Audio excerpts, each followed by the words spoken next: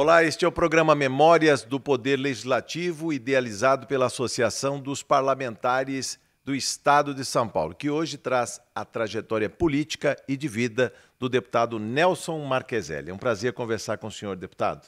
Obrigado, Jorge. Obrigado pelo convite. São 7 mandatos consecutivos em Brasília, mas começou a história política lá em Pirassununga, sua cidade natal. Isso, vereador lá, vereador com 19 anos. Aí deixei a política e fui ser presidente da cooperativa agropecuária de Pirassununga, que realmente foi e é a minha grande bandeira, a agricultura. Deputado, o senhor falou que ingressou na política aos 19 anos. O que o levou para a política tão jovem? A agricultura brasileira.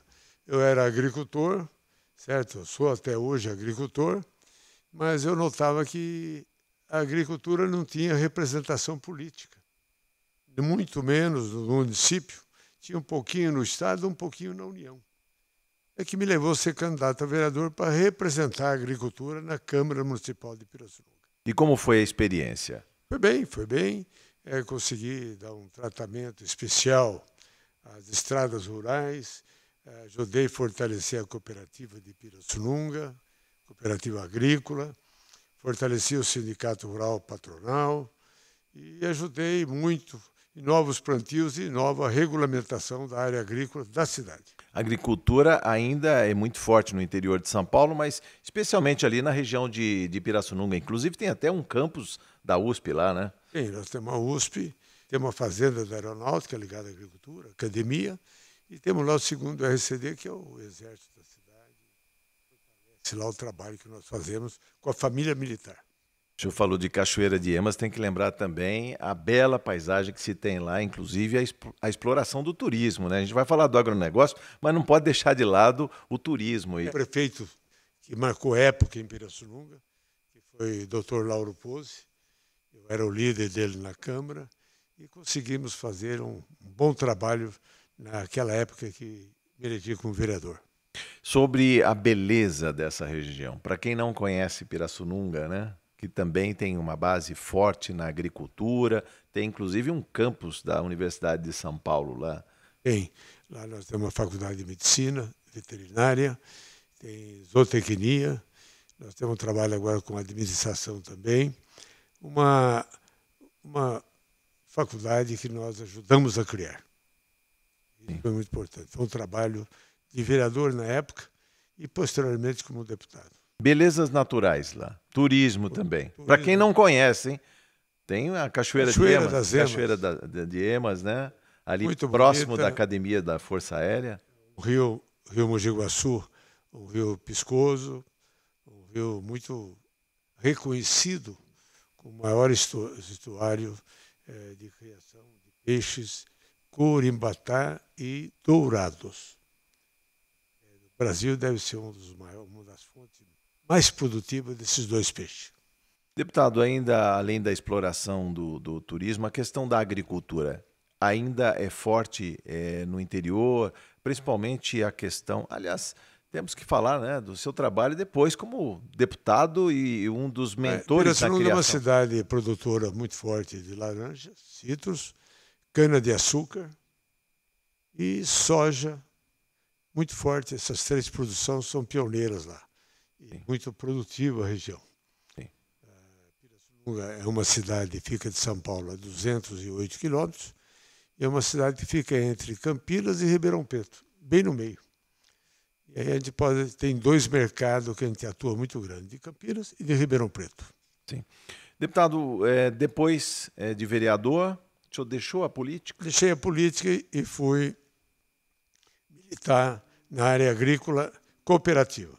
Na Cooperativa Mista Agropecuária de Pirassununga. Eu fui subsecretário-geral, depois fui presidente por 10 anos, onde eu implantei uma sistemática de irrigação na cidade, sistemática de aproveitamento e nivelamento mais com curva de nível, todo o solo do município. Fizemos... O senhor é pioneiro nisso, deputado?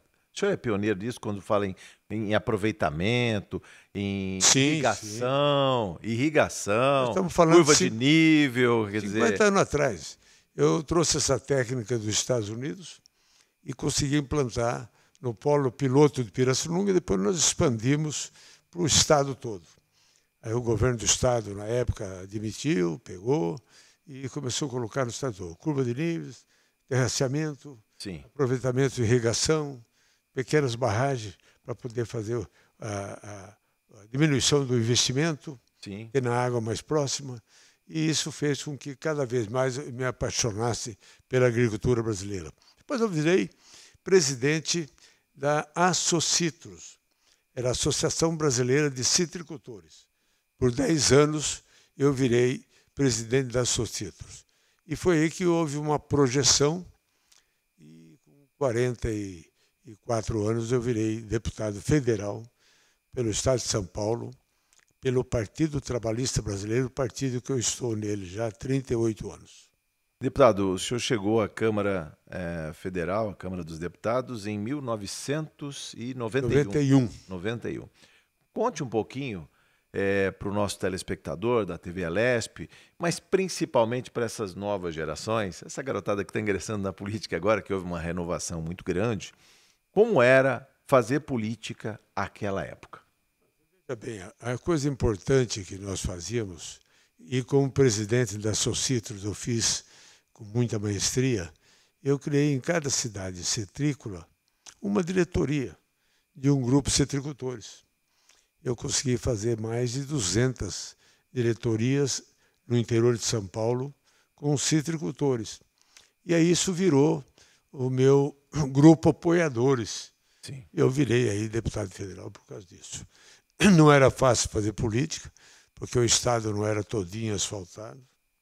Não era fácil fazer política, porque após a Revolução ficou 2 partidos fortes. Ficou o PMDB, que vinha do MDB, Sim. e ficou a Arena dividida com vários partidos, inclusive o PTB. Então, o grande adversário nosso era, na época, o PMDB, que conseguiu aglutinar toda a posição do governo em prol das suas campanhas.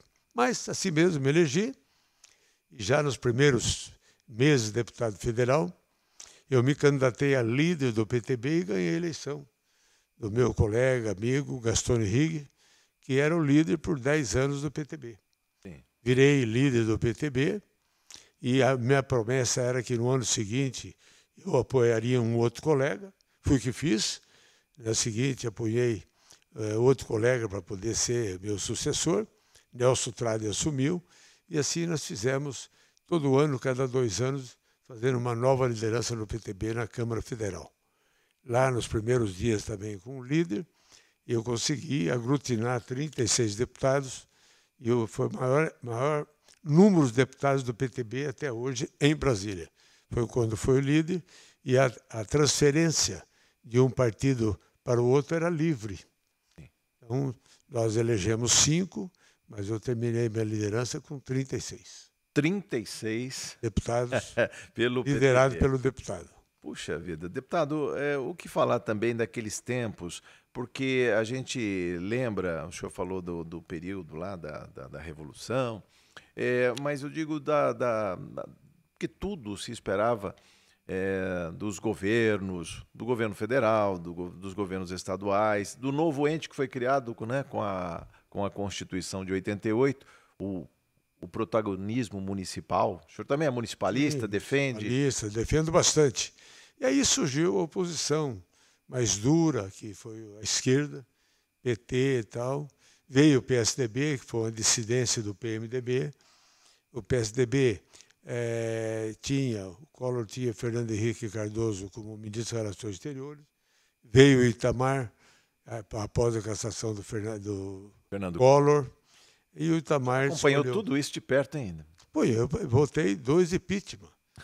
Votei contra a cassação do Collor e votei favorável à cassação da Dilma. Certo?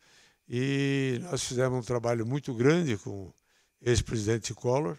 Foi a época que eu consegui trazer para o Estado de São Paulo, 95 CAICs, que eram escolas de aproveitamentos, um prédio, na época, de 3 milhões de dólares, e nós conseguimos colocar em cada cidade da minha região, da região da Barranca do Rio, Rio Grande, até São Paulo, quase todas as cidades eu coloquei um CAIC naquela época.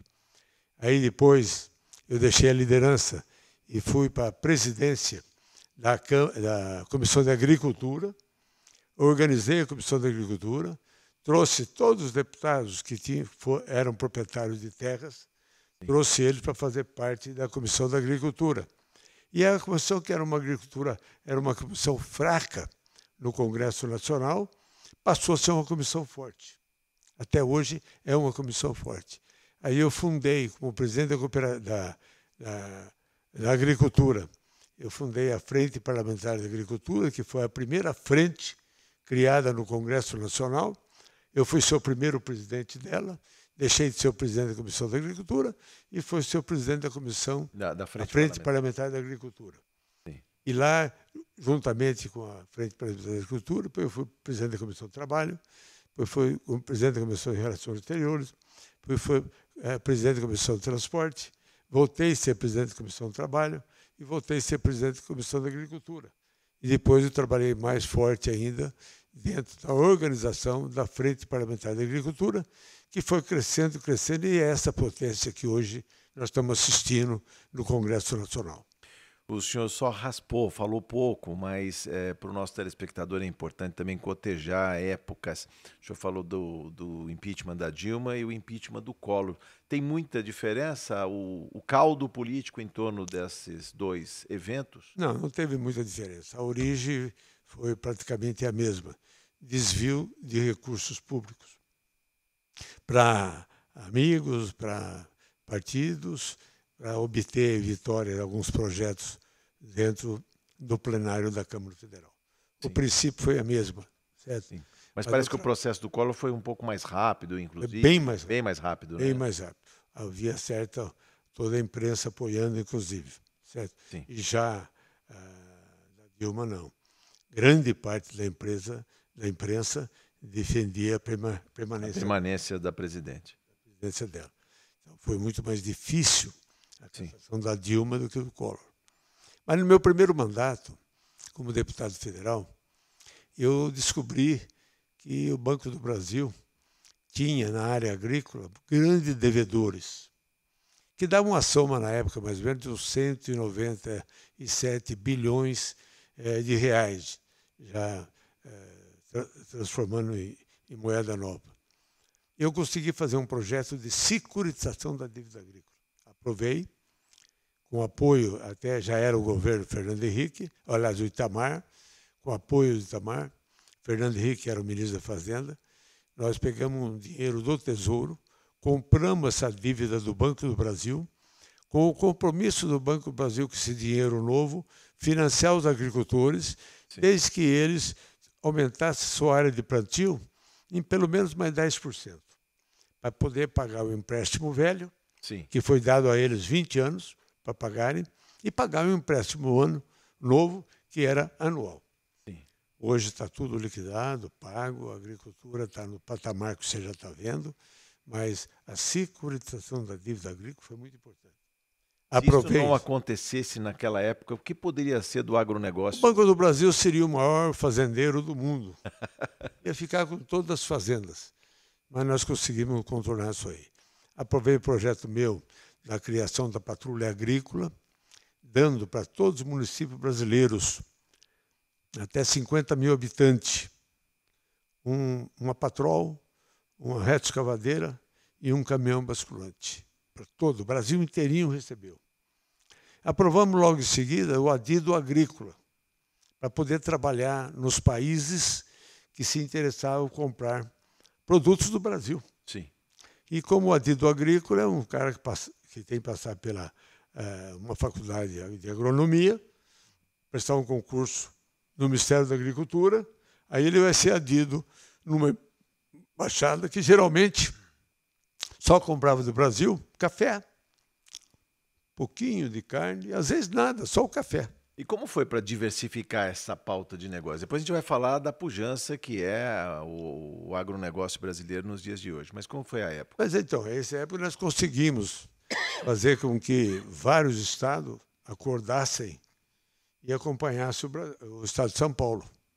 Nós tínhamos aqui eu representando a agricultura, Roberto Cardoso Alves representando a agricultura, nós tínhamos aqui pessoas, alguns deputados, que representavam as outras áreas, mas era proprietário rural. Então nós começamos a somar um time que foi para Minas Gerais, foi para Bahia, foi para Goiás, foi para o Nordeste. Rio Grande do Sul foi um dos primeiros estados que veio nesse grupo do agronegócio. Começamos a denominar agronegócio. Foi uma denominação que nós fizemos na presidência da Comissão da Agricultura, do agronegócio. Começamos a trabalhar forte para montar um financiamento agrícola no país, que só tinha no Banco do Brasil. Conseguimos fazer com que o presidente, aí já era Fernando Henrique Cardoso, fizesse com que todos os bancos tivessem a responsabilidade de aplicar uma porcentagem do seu depósito à vista na área agrícola. E aí nós fomos fazendo com que realmente se fosse crescendo.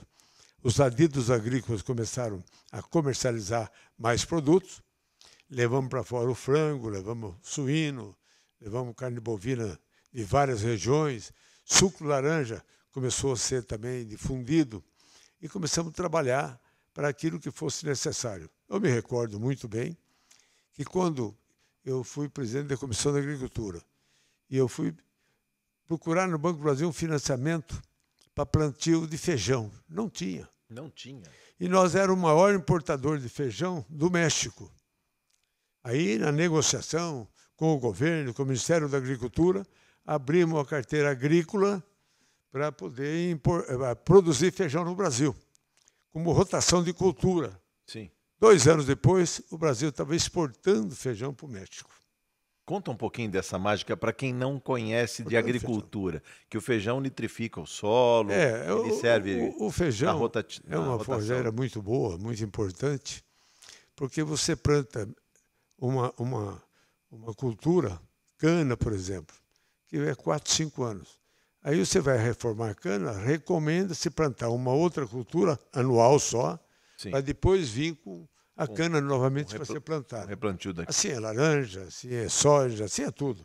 Você pode, quanto mais você faz uma rotatividade na cultura, na área, você agrega mais elementos para que a próxima planta tenha um resultado melhor.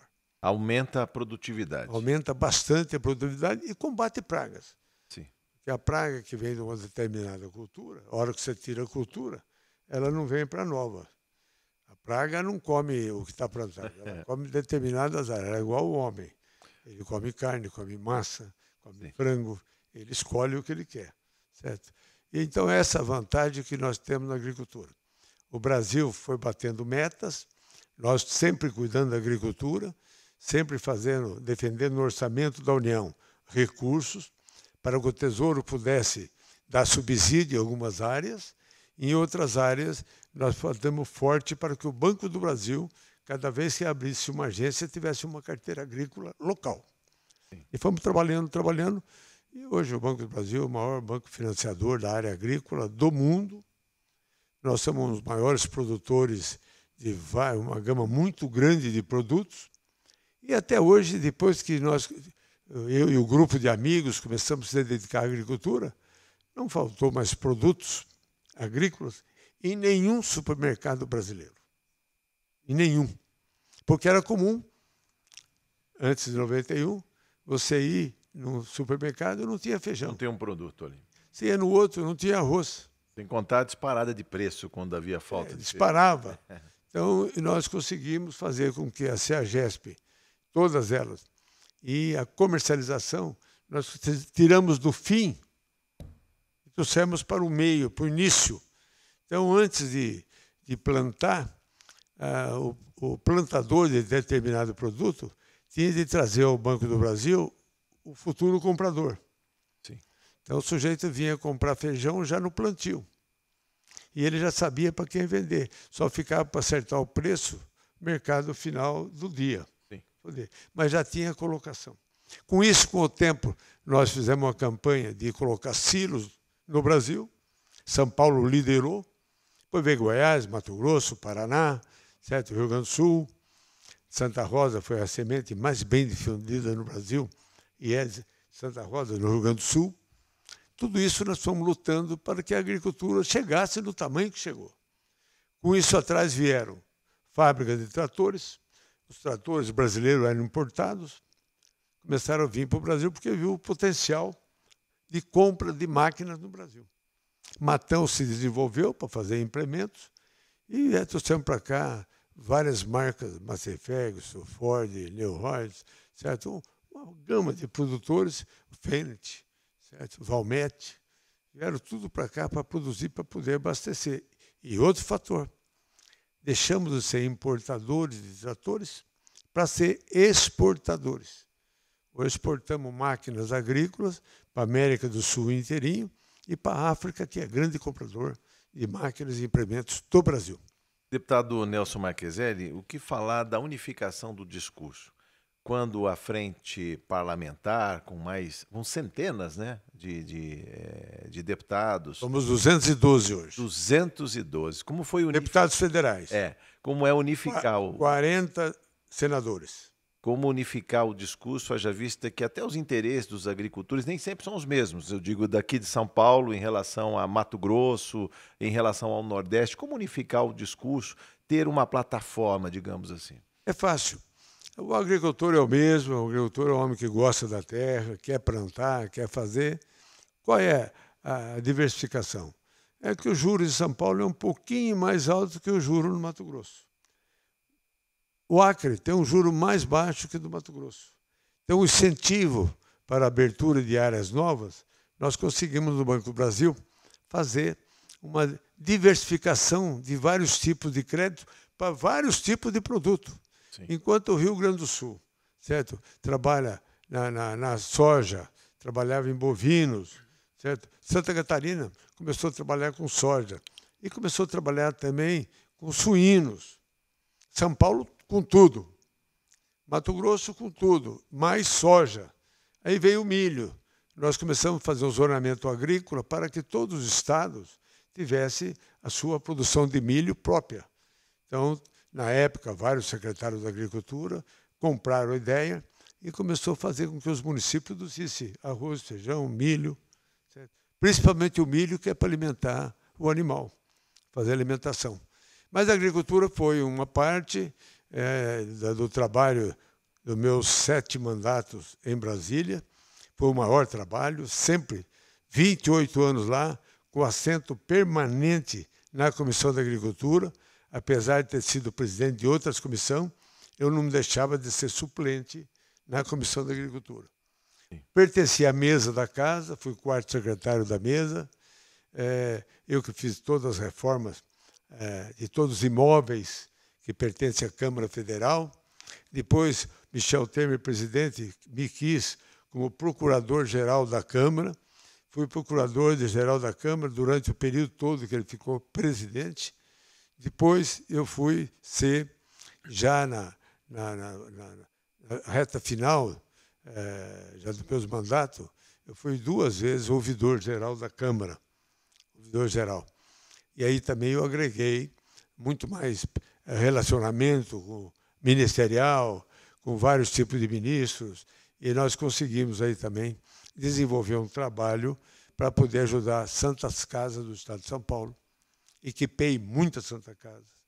Ajudei um trabalho muito forte no SUS, fizemos convênios em várias áreas, e aí me levou a tentar corrigir um fator que me preocupava muito.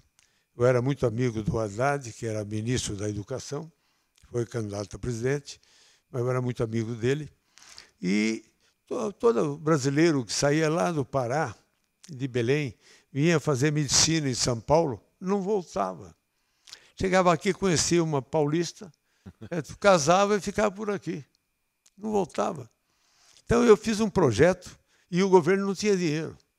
Eu trabalhei num projeto, um grupo grande de parlamentares, eu consegui convencê-los, e trabalhamos num projeto para fazer a faculdade de medicina privada, e não passando pelo Conselho Federal, passando da necessidade do município. Primeiro, ele precisava ter um hospital, no mínimo, com 300 leitos. Segundo, ele precisava ter um investidor que quisesse investir nesse hospital, equipá-lo para ter uma faculdade de medicina, que ele seria o dono da faculdade de medicina. E aí, com isso, nós colocamos 70 faculdades de medicina no Brasil. E eu consegui segurar 17 para o estado de São Paulo. Já inauguramos uma em Araras, vai inaugurar em Rio Claro, vai inaugurar em Piracicaba, vai inaugurar em Limeira, na minha região. Colocamos Catanduva, Araçatuba, Lins, Ourinhos, todas as regiões outras, certo? No litoral, todas as outras regiões para poder fazer o aproveitamento. Agora, o que aconteceu na prática? O aluno lá de Belém, do Pará, não vem para São Paulo. Ele estuda lá na Faculdade de Medicina.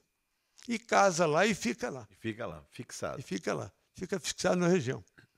Nós pretendemos... Isso é muito bom para a saúde pública, né? Muito. Leva noutro fluxo, né? Essa expertise. É uma questão de logística só que o agricultor tem. Nato do agricultor. O agricultor chega na propriedade, ele bate o olho, ele sabe aonde é o talhão que ele vai plantar milho, qual que ele vai plantar soja, aonde ele vai pôr. Numa propriedade, primeira vez que ele chegou, ele já corrige o dono anterior. Falou, estou comprando a propriedade lá, não, tira lá, lá vai ser isso, aqui vai ser isso e tal. Ele mapeia. Isso é logística. É uma logística que o bom agricultor tem. E a maioria do agricultor é bom agricultor. Pois é, o que falar desta competência. Esse ano aí a marca da Conab é de 240 milhões de toneladas, a safra de grãos. Isso tudo foi plantado lá atrás, nesse trabalho parlamentar, nessa nós ajudamos pela frente. Isso. Conab, nós investimos, eu botei muita emenda na Embrapa para virar essa potência que ela é, a Embrapa. Todas as faculdades de agronomia e todas as faculdades de veterinária, nós conseguimos trazer recursos para que eles formassem mais agrônomos, mais veterinários, mais técnicos agrícolas, para poder ter uma mão de obra na agricultura especializada. Interferimos até nas fábricas de caminhões. Começamos a trabalhar para os caminhões tivessem o segundo eixo, para que os caminhões tivessem o terceiro eixo, para fazer os reboques, que poder ter duas carrocerias atrás, poder trabalhar. O bitrem. Os bitrem. Você vai, deixa um para descarregar e vai descarregar o outro na outra cidade. Foi tudo isso planejado dentro da FPA, dentro da Comissão da Agricultura, e os ministros da época e os secretários da época vestiram a camisa e conseguiu fazer com que nós desenvolvêssemos essa logística. Na área de suco, nós trabalhamos para que o suco tivesse um piso mínimo de $5,20. Não tinha, a indústria pagava o preço que queria. Como presidente, você deve estar lembrado, nós fechamos todas as fábricas com caminhões, tratores na porta, para poder fazer com que eles cedessem e botassem um piso na venda, na compra das frutas. Com isso, nós também os ajudamos a fazer no Porto de Santos, para as fábricas paulistas, no Porto de Santos, silos, para poder armazenar o suco a granel. Para exportação. A exportação. Conseguimos, através da nossa força política na Embaixada Americana, para abrir o mesmo silo no Porto de Tampa, para sair daqui e ser armazenado lá, mais perto da porta do comprador. Do comprador. Esse foi um trabalho nosso também, na Comissão da Agricultura, que está sendo imitado por vários países do mundo, mas que o Brasil foi o pioneiro e nós pudemos implantar essa logística que o agricultor tem, nós plantamos essa logística toda para poder fazer. Quando eu fui presidente da cooperativa em Pirassununga, eu visitei todas as fábricas de adubo e reduzi o frete bastante. Com qual solução? A fábrica produzia e armazenava na minha cooperativa, para a região toda, para a minha cidade e para a região toda. não armazenava no quintal dele, porque ele tinha uma capacidade de armazenar, digamos, Pequena. 500 mil sacas. Eu botei aqui 1 milhão de sacas. Ele veio aqui e deixava o dele para uma reserva futura. E vinha a equipe dele vendendo e recolhendo aqui da nossa. E aí consegui também uma taxinha para ele pagando para a nossa cooperativa para armazenar o seu estoque lá. Vamos falar muito mais. Infelizmente, o tempo se esgotou. Deputado, eu quero agradecer a sua participação nesse programa Memórias do Poder Legislativo. É um prazer conversar com o senhor e falar desta agricultura brasileira que é o orgulho de nosso povo. Obrigado pelo convite, Jorge. Eu quero dizer à mocidade que está nos assistindo, sonhe em ser grande. O sonho grande é do mesmo tamanho do sonho pequeno. Então vamos sonhar grande. Vamos tentar fazer desse país o melhor país do mundo. E faz. O brasileiro é versátil, o brasileiro é inteligente, o brasileiro, quando quer, ele vai buscar. Parabéns e obrigado pelo convite. Obrigado, deputado. Essa primeira parte do programa Memórias do Poder Legislativo termina aqui. Lembrando que toda a programação da TV Alesp você acompanha na nossa página no YouTube. Muito obrigado por sua audiência e até a próxima oportunidade.